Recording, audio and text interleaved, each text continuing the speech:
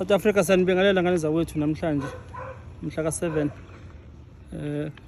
kulonyaka 2025 enyangeni uApril.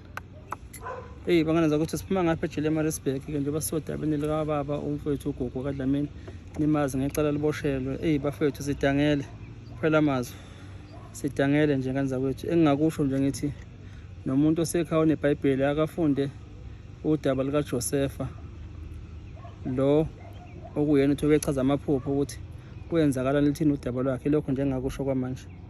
Bongosi sanibonani. Angikho right mina, umoya wami nje ulimele kakhulu.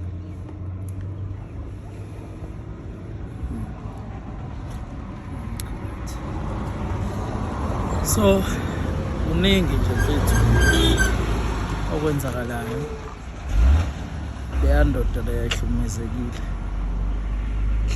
kakhulu, and the more engage nayo ziningi izinto ezivelayo, and it's so interesting, and I can't wait ukubona isiphetho sale case. Kunzima ngema lapho umhlaba nje uzoyibona ireality ukuthi umhlaba unjani.